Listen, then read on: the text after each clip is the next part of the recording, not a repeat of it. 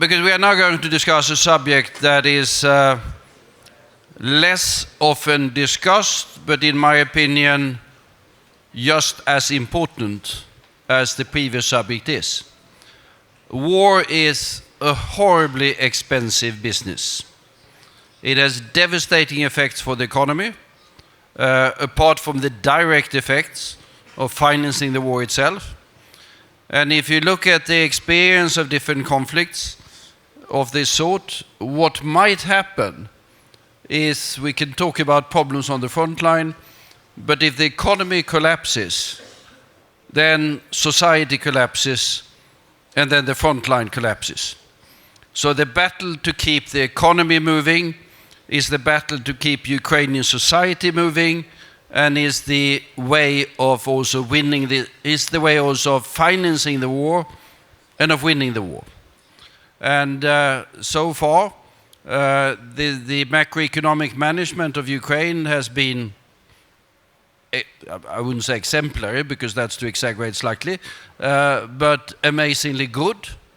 If you look at the economic figures, the economy lost immediately nearly a third, but registered growth of 4 or 5% last year, if I remember the figures right, which I think, considering the circumstances, is a very impressive achievement. But let's look at this, how you managed to get the figures together, what can be done further, how important the Western support is, and mind you, it is support not only by Europeans and Americans, there's a lot of other countries, Japan, substantially contribution the other day, and of course the role of the international financial institutions remains important. Start with Roksolana Pidlasa, who is chair of the Budget Committee in Parliament, and who unfortunately has to leave us, because if you're a member of Parliament, you have to be in Parliament as well. But we are grateful that you're here now, and we start with you. Thank you very much, Carl. I believe I should talk about government finances, even though I'm not with the government, but I seem to know about its finances more than many of the ministers do. So I think to understand how Ukraine's government functions during the war, you have to know that as a result of the full-scale invasion, government expenditures effectively doubled. And to be more precise, we saw an increase of 2.5 times. And with the delay of international military aid, with the forthcoming mobilization, the trend is going upward. Government defense spending is expected to reach $52 billion and go over that in 2024. And that is not counting the in-kind military contribution that we're getting from the US, the EU, and other international partners. On the other hand of equation, we saw an economy decrease or economy plummeting by almost 30% in the first year of the invasion.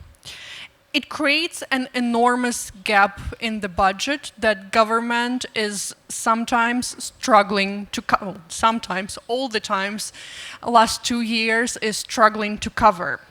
Naturally, we constantly look for the ways to increase domestic income and consolidate domestic resources. Last year, the parliament, for example, has voted to redirect parts of physical income tax from local budgets to the central budget.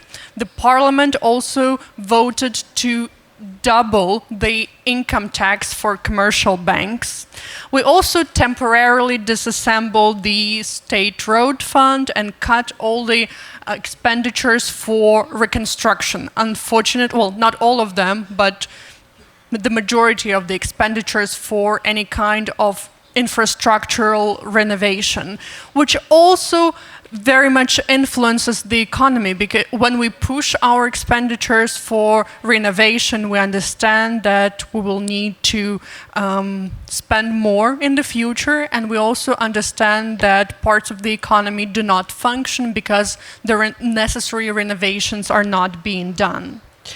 But taking into account all these measures, we understand that we have only so many options. The budget deficit of 41 billion US dollars is unprecedented, and I believe there is no government in the world who could have managed that or could have handled that alone without support from the outside.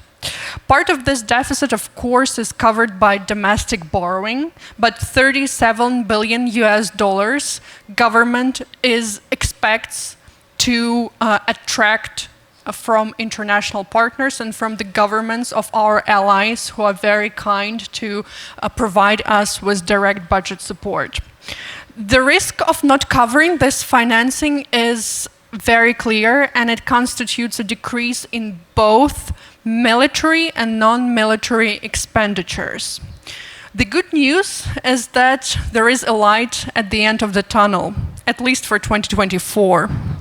This week, the International Monetary Fund and Ukrainian authorities reached the staff-level agreement on this third review of the program, and we are expecting a disbursement of 880 billion US dollars in March from International Monetary Fund. We are also positive and even certain, I would say, that in the end of this month, the European Union will finally approve the Ukraine facility, which is really a fancy word for 50 billion euro. We also have hope that the Congress will vote for Ukraine's aid in the nearest future, and that it will include direct budget support in this appropriations bill. Finally, Japan and Canada have been a tremendous help in covering the remaining gap in government finances.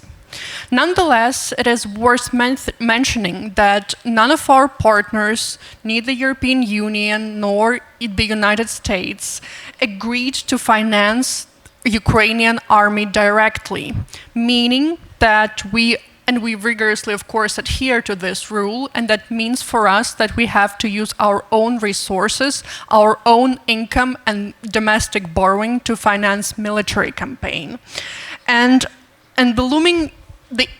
the increase in military expenditures is imminent for two reasons that were mentioned in the first panel. First of all, it is mobilization, and secondly, it is a delay in international support that we have to substitute for with our own money, because as General Clark rightly pointed out, you cannot just throw people into the problem. You need to have some artillery, you need to have tanks, and currently we are facing the situation when we have to buy it themselves.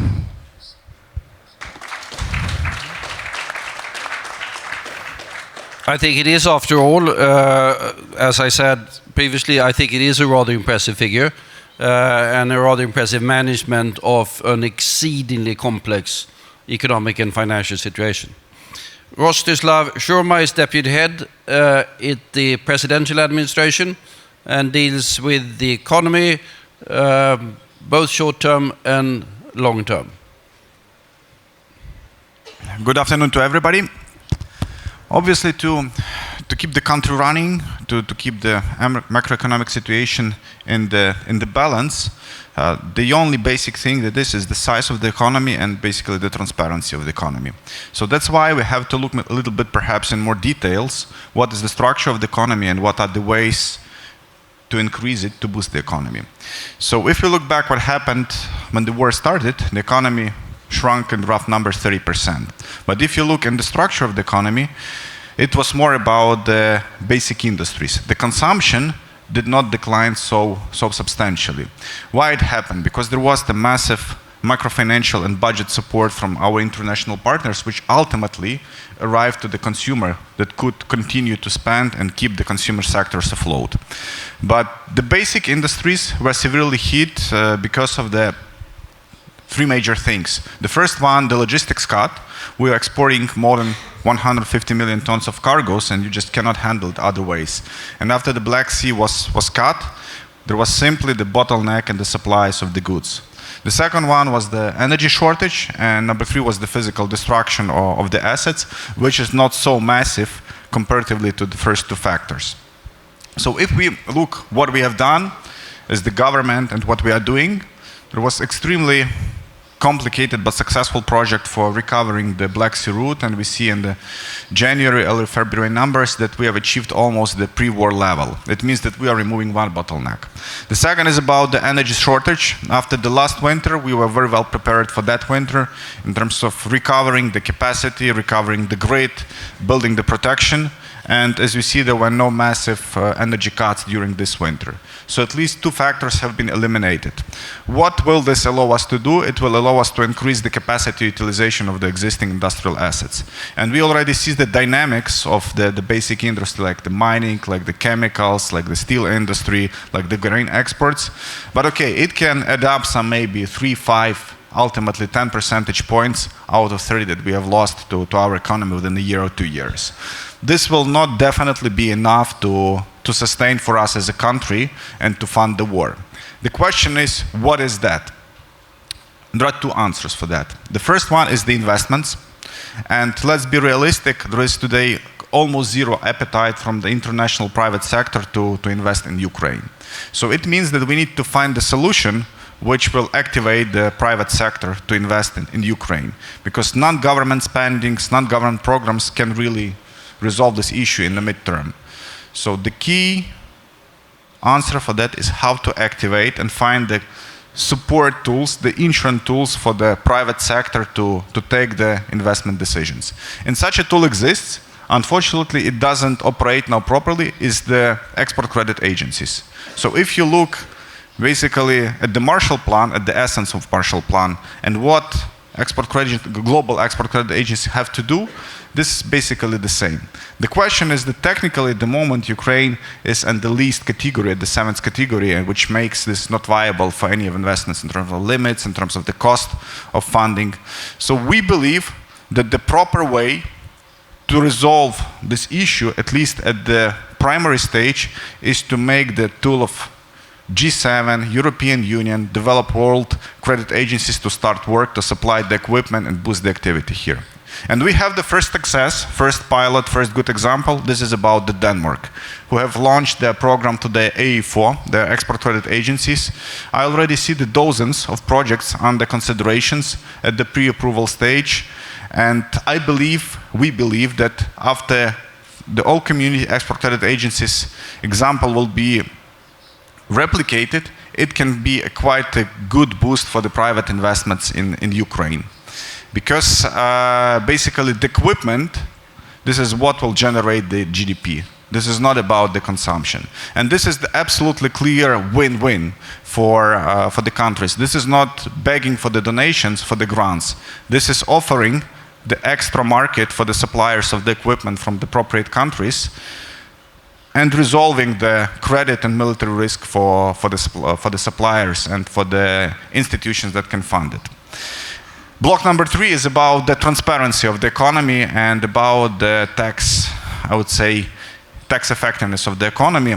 Unfortunately, the situation has worsened substantially since the war started, specifically if you look at the salary part. So the salaries in the private sectors have migrated, let's call it, to the shadow economy. Specifically, if we speak about the medium-sized companies and small-sized companies, obviously the big industries, they continue to be normally transparent. And we believe that there is the tool that might potentially help resolve this issue. The new law on demobilization is now being adopted, and obviously we need to find the formula how to balance the society. Because every man in the country has either work or be at the front line. So at the moment we are discussing so-called model for, let's call it, economic way of the keeping people at the jobs, because at the moment a lot of men, we have millions of men hiding just from the army and not being employed everywhere, which will allow transparently to work, to get the salary, transparently to pay the taxes and to fund the war. To our estimates, the potential of increase of the taxes via effective implementation of that model might be close to 200 to 150 billion per annum. So basically, these two tactical directions we plan to implement in the nearest months. First one is activating the export credit agencies, global export credit agencies, to start the inflow of the investments and of the equipment, and to do this reform in the country to bring the salaries to the white area. Thank you.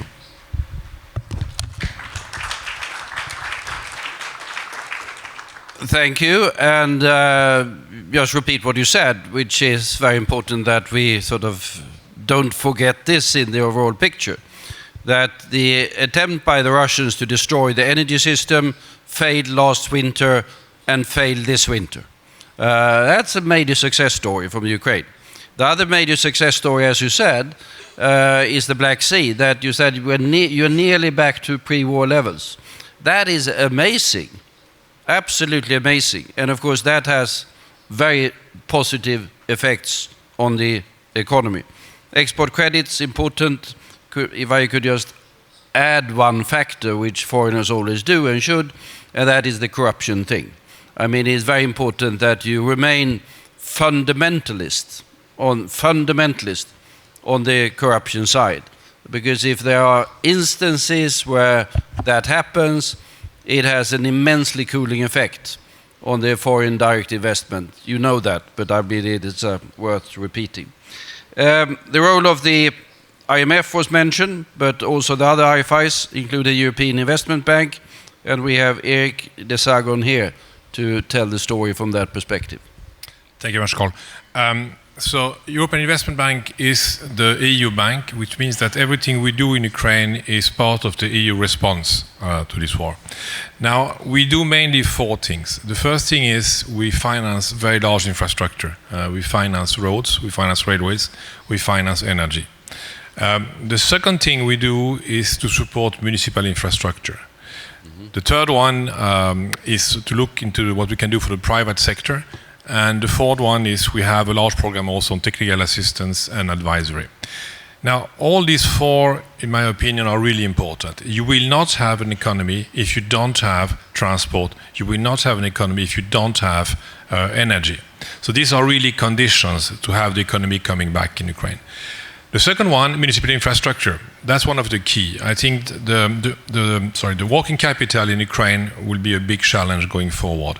So we need to have municipal infrastructure. We need to have houses. We need to have schools. We need to have the hospitals if we want the people to come back in Ukraine and stay in Ukraine. So I think this is really key. Then, with the needs of Ukraine, we need to support the private sector, and that is key, that they come back, they stay here, and they develop. So what the bank is trying to do is very much to support the SMEs. We also finance them from the large companies, but the SMEs are very critical if you want to create wealth, if you want to create jobs in Ukraine. And also the SMEs are very flexible, they adapt very quickly, and are not an easy target for the enemy. So these are key. The fourth one, I think that we need to train people in Ukraine. We need to train the people so they can do better the job, they can implement projects and so on, and that is also part of what we do. This is also part of the accession to the EU, that I think we need to train people with the EU standards. Now, so these are the conditions that we try to work on to create a stronger economy. Now, if we look at the figures, the macro figures, I mean, yes, the economy backed by 30% in 22, but the figures today are not that bad. I mean, we have a growth of 5% in 23 of the economy. If we look at the figures of the inflation, they went down to about 5%, a bit less than 5% probably in January. So these are kind of, I mean, good figures. And another thing is remarkable in Ukraine is the strength of the banking sector. The banking sector is very strong in Ukraine, has been very resisting, and that is a very positive thing for the economy. And also I think that the policy and the management of the central bank is very good. They have been focusing on supporting the currency, but I think more and more they're going to have a flexible way to look at the currency, and they're going to go back to the target, which is the inflation. And that, in my opinion, is quite good. And also, the reserves of the central bank are quite strong. It's about $40 billion today. So all these factors, in my opinion, are rather optimistic for the economy. Finally, Ukraine is also very responsive. The reforms are good in Ukraine. I mean, there was a third review of the IMF. It was rather positive.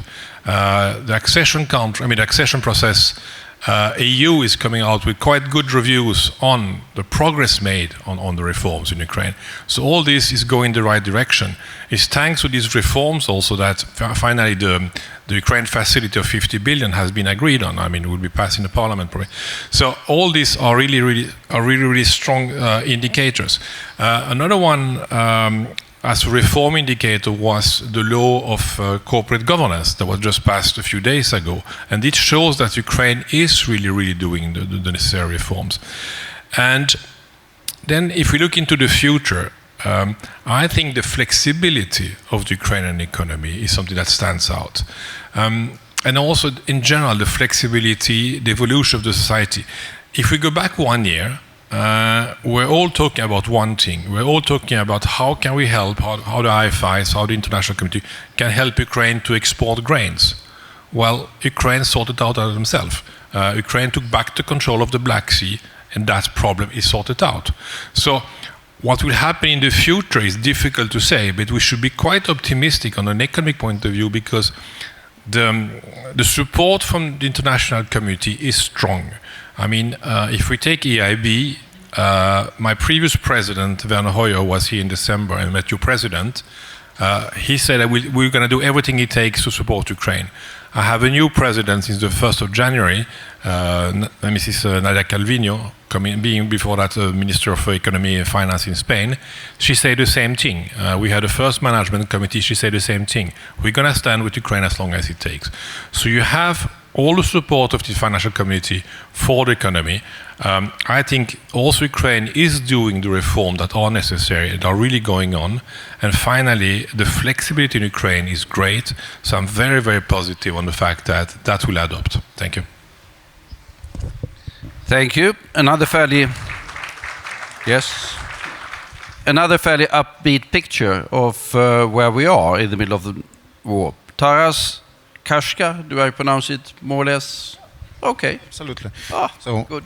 Unless it's not Mr. Duck, then everything else is okay. Okay. Yeah, so, good. But usually this is what I got in invitations. Yes. So Deputy Minister for Economy has to be said in the government. Thank you. After all these perfect briefings of my colleagues, I think that I really have deficit of figures to share, and I think I just would like to confirm that generally, as you see, the debate about future of economy is perfectly framed to the global debate about economy. So it's that we are not talking about the, let's say, business desert that we need to build economy from the very beginning. So that EIB, our talks with investors, so all the machinery of modern economy is quite well understands Ukraine and know the perspectives. But I would like to highlight another element what helps us to be within this framework that was presented by Rostyslav and the colleagues, is that something paradoxical. So that economics in medieval theology was about the unmatched elements or paradoxical elements of Holy Trinity. So and this is what happens in Ukraine. So we have war, we have tragedy, we have destruction of enterprises, but at the same time we have a lot of optimism, a lot of energy in private sector. And this is what saved us in the first months of war. That despite all the atrocities, so all system, like financial system, banking system, and all other systems maintain their operation. And those systems that were particularly damaged, like logistics or in food supplies, in supermarkets, they rebuild themselves in a way that operates now quite efficiently. So that's why I think that the most important thing is that we need to highlight and to promote is that this private spirit, private energy of private companies. Some companies that's sometimes even not seen by government. Yes, so that's because they operate in shadow. And this is exactly what shows the interest, so that what explains the situation on our border in our trade. So first of all, the Black Sea trade that is based on the enormous interest to continue to export our grains, not to stop harvesting, not to stop planting season, but to continue to produce and export, whatever means, because this force actually is an asset that explained why we need to invest in restoration of navigation. This is what explains why we have protests on Polish border, because our competitiveness, our, let's say, energy to survive, whatever it means, actually create a lot of fears in quite established European businesses, and particularly farmers. And this is something that someone might be afraid, like Polish farmers or farmers across Europe, but as well the energy that might admire investments, future investments, and increase of production. And as well, I think that we have another element that is important, that I have very paradox trade statistics. So last year, our trade deficit was one of biggest, so that more than 20 billion US dollars. So, but for someone, this is really a tragedy, yes, for like a trade representative, because I want to have export twice more than import. But for Ukraine, this import means a lot. It means that we manage to get all fuel that is necessary. We manage to purchase all equipment to produce drones. And even in our trade statistics in imports, drones are now in top 5 products we are importing, because this is like official import. So it means that in terms of supply, in terms of getting what is necessary to survive for society, we are as well competitive. So that's why I think that whatever will happen, so that Ukrainian economy will be, it might be damaged if there will be less support from our partners. It might be damaged by Russian attacks. But this energy, this efficiency that we trained during these years will help us to restore in any way, under any scenario. And this is something very optimistic for me that drives our work. Thank you.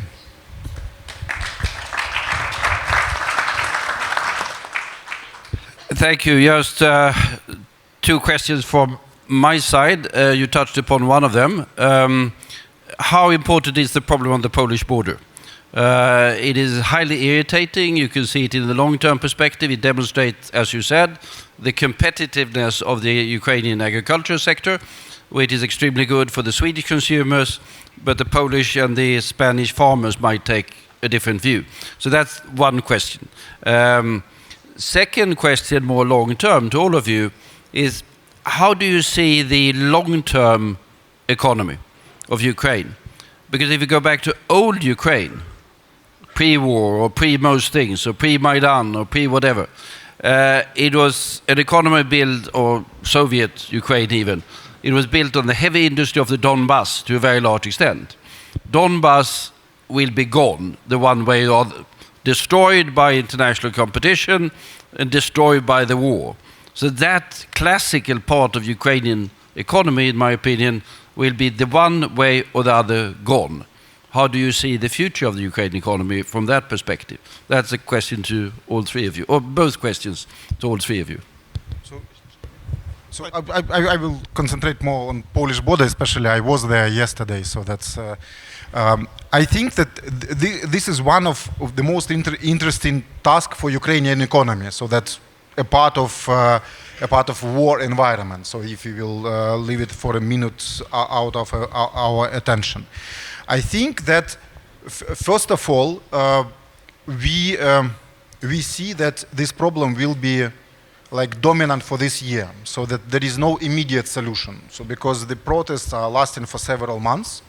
So that's why my suggestion is that we will manage to normalize the situation by the end of this year, not by the end of next month. So that we definitely discovered that the Polish-Ukrainian border, the capability of Polish-Ukrainian border, is less than the interest to use it. So in terms of import from Poland or export to Poland, and that's why this infrastructure, the also interoperability of railway systems and other things, it is still a big question that might be financed by EIB and other IFIs in future, if we will manage to resolve this competitive problem of competition. Because in the interest of Poland and Ukraine and Polish and Ukrainian economy, so private business, is to develop this border, to go the way as we are doing with Romania, because with Romania we are expanding the trade routes. But at the same time, I think that we have very different types of agriculture developed in Ukraine and Poland for last 20 years. For last 20 years, Polish agriculture was really supported by common agricultural policy. Ukraine has no this kind of privilege. That's why we have efficient agriculture, also full of small farmers and so on. But the big unknown is how to change this discourse of highlighting the differences between our agricultures into thinking about our future is the biggest unknown for our government and Polish government, and this is the task what we need to do in nearest future. Because in any case, our bet is that despite all these problems, in midterm, we will definitely integrate Ukrainian economy and agriculture in the EU market. So that's why for us it's not acceptable to the thesis that we need to concentrate more on third markets. We need to concentrate together on third markets like North Africa, but integrate into EU market. Now, all Polish stakeholders, they believe that we need to have a time machine and move to 2021.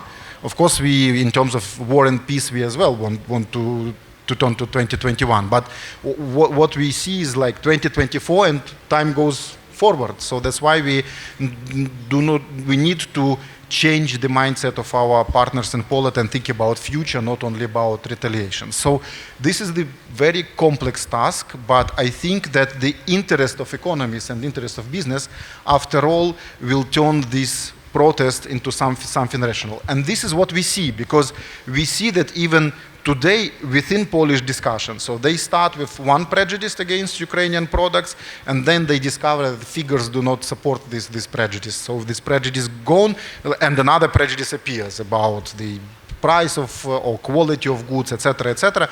So we believe that even in Polish debate there is a good direction of rationalizing all this process, but it will take time. Thank you. Maybe before going to the future structure of the economy, two more words about the Polish border. So I think we should look at this from the business perspective. Every business always finds the most efficient route to deliver its product to the target market. And in absolute majority of the cases, the marine route is absolutely much more efficient for absolute majority of goods for most of the markets, in 90% of the cases. So if we have unblocked the sea, I think for the absolute majority of the cases, we have a flow of goods.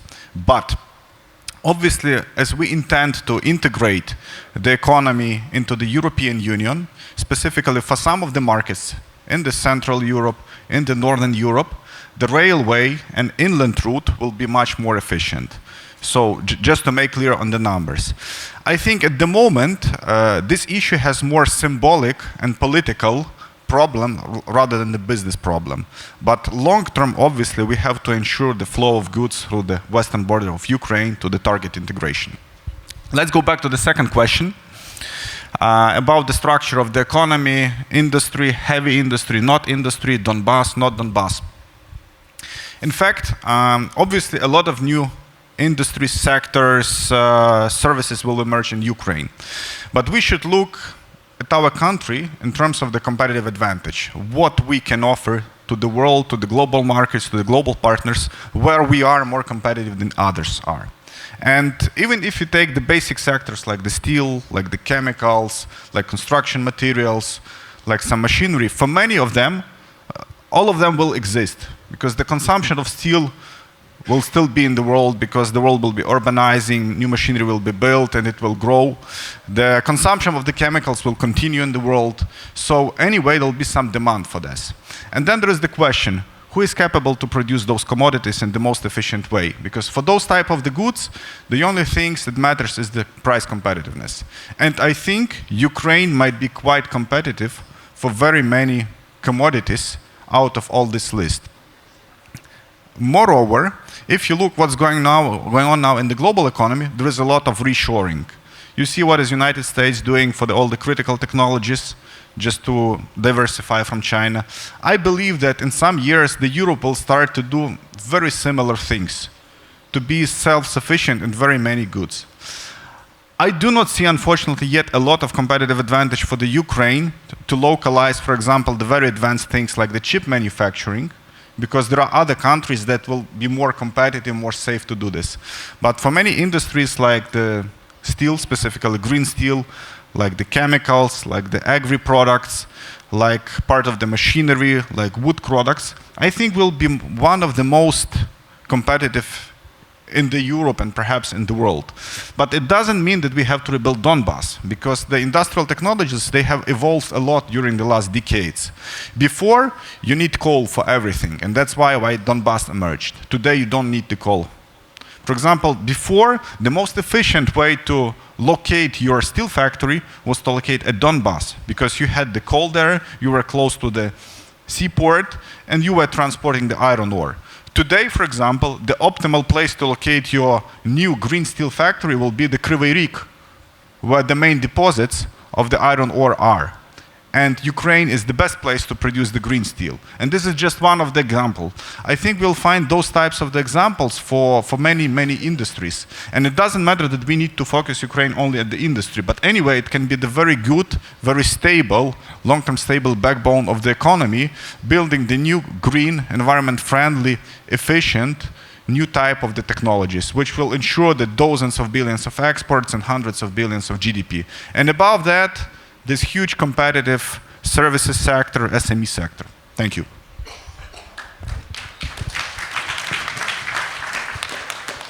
Thank you. Erik? I mean, what concerns the commodities in the industry, I fully agree with Rostyslav, so I will not repeat that. I think there's one thing we can also add is the agribusiness in Ukraine is something that certainly is very strong and should be developed. I think if we talk about the agribusiness, one thing is important is that Ukraine produce internally more added value. So we don't talk only about the grains, things like that. We talk about oil, we talk about things that are processed. So they are much more added value in Ukraine. So that is something we agree on, and I think is quite strong in Ukraine. It will remain very, very strong going forward. Now, the future is a lot about technology, and I think that is also a good thing of Ukraine, that you have been training a lot of good engineers. The technical knowledge, the technical expertise in Ukraine is huge, and we can even see that in the war. I mean, thanks to the expertise you have in technical elements, you are doing good drones, you are doing a lot of things. So I think that is really the strong aspect of Ukraine. There are two, in my opinion, there are two challenges, and we have to be careful about these two challenges. The first one is the one we've been talking about since 10 years, 15 years, is the rule of law. The rule of law, if you want to attract international investors, you have to be sure about that. Let's be clear, reforms are done, but they need to continue, they need to be there. Otherwise, you will not get the confidence to attract international business people. So that is the first challenge I see. The second one, and I think it's a serious one, and I think the state has to think about that if we plan things for 5-10 years in advance, is the human capital. Human capital is also demography, is the fact people have been living in Ukraine, and it's a question of demography also. The demography is not maybe the best one for Ukraine. So you have to be sure that you keep and you retain and you train human capital. I mean, the first thing we talked about before, you need to attract people by having the right infrastructure for people. You need to have good infrastructure, attracting families to stay here and to come back to Ukraine. So that's the key thing. And then you have obviously, to continue to do this training. But I think on that one, I'm quite confident that Ukraine has the capacity to support training, technical training in Ukraine. But is really the fact to retain people in Ukraine and to having people coming back. And in my opinion, that is one of the largest challenges to talk about economics for Ukraine.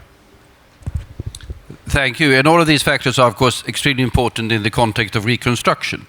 Because when we discuss reconstruction, or when there's a simplistic discussion about that, and huge figures mentioned, international aid, yeah, that will be important. But essentially, the reconstruction of Ukraine after the war will be dependent upon the vitality and dynamism of the Ukrainian economy itself and the ability of Ukraine to attract investment. The transformation that we've seen in other countries after the war has been, to a large extent, investment-driven. Certainly public money in terms of, as Erik said, the transport and those sorts of things. But otherwise, get the wheels moving even faster. That will be the reconstruction. We have, for all of the questions that we have 1 minute, 1 minute and a half. We start with you. And you want to make Russia pay, I see. Indeed, Carl. Oh. I think, all recognize that we've heard lots of great ideas and scenarios how to support Ukraine during the war, and great discussion about what should be done when the war is won.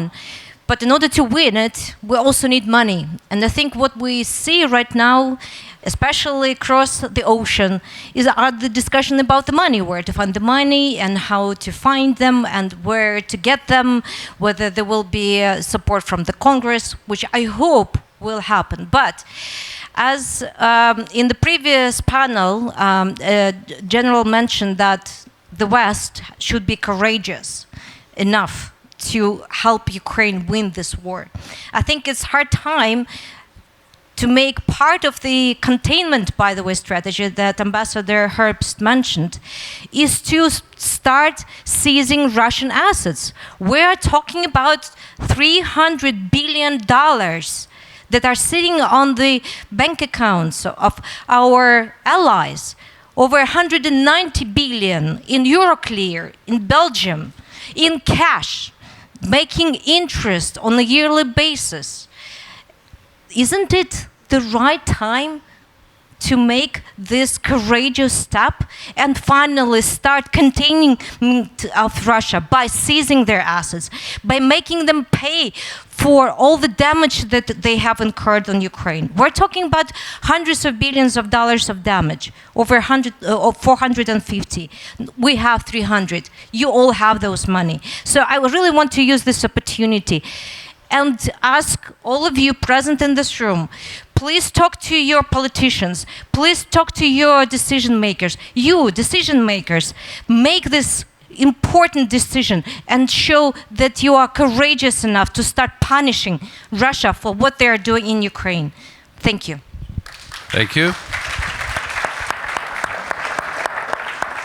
And then you, yep. Thank you. That was half of my question, actually, so thank you for that. But I wanted to give another one, the same one I gave in September. What about insurance and reinsurance of foreign investments into Ukraine? How far did we actually move so far? And, well, yes, are the frozen assets on the table as a leverage? Let's on insurance. I think that the general issue of de-risking investments to Ukraine, we have a really good progress, because I think that now at least 14 European official credit agencies are insuring not only export of goods, but also the investments as such. But I think that the biggest problem is that Ukraine is in the system of all credit agencies around the world is in the lowest basket. So that's why the volume of these investments that can be insured is very, very small. But this is not, this is the dynamic process. So we see that it's getting better and better with different export credit agencies. So that's why this de-risking actually works. As well, the de-risking works in terms of financial support of our partners. Some governments, in cooperation with IFIs, actually help to cover the price of money, so the interest rates and so on. So de-risking is already taking place. So indeed, this is very slow, very delicate process. But what is good is that all governments are aware about this, and all governments are moving forwards. And it's also takes time, because one of first was Polish KUKE, which actually its mandate was modified. So in last autumn, so I think that's September. But still, since that time, all the projects that can be insured are still in the pipeline. So that's why it's not like immediate process. In terms of assets, I think that there is as well consensus about the necessity to use assets, particularly that are in Belgium, in Euroclear, so that even CEO of Euroclear, I met him at Davos, so that he's quite conscious about destiny of these assets. So he just wait for the proper legal solutions to be supplied by public authorities. And this is the debate about how to do this. And I think that here, you know that how conservative international law is, yeah? So that you saw the results of judgments of International Court of Justice, how conservative they are. And we are talking about the most conservative topic in the conservative area. So that's why it even takes even more time to clear the path for seizing Russian assets. But there is no doubt about that they will be seized and used for reconstruction of Ukraine. Thank you. I can just confirm everything you said, but and I would just add one thing. As part of the EU response, we also do de-risking of SME portfolios in bank. So the banks have a huge risk, especially in a war situation with the SMEs, and that part of the EU response, we help them to de-risk a part of the portfolio. That's important for the lending they can do, because thanks to that, they can do some lending. It's also important for simply financial ratios they have with the central bank. So that also, I mean, the big question was what we talk about, you talked about before, is really the Russian assets, what can be done for the large corporates, but we also look into the smaller one. By that, thank you. I think we gave you a realistic and fairly confident picture of where we are with the Ukrainian economy. War is horrible, war is expensive, but that taken into account, well managed, and there are good possibilities for the future, and the dynamism of the European economy will later on rebuild another, an even better Ukraine. Thanks.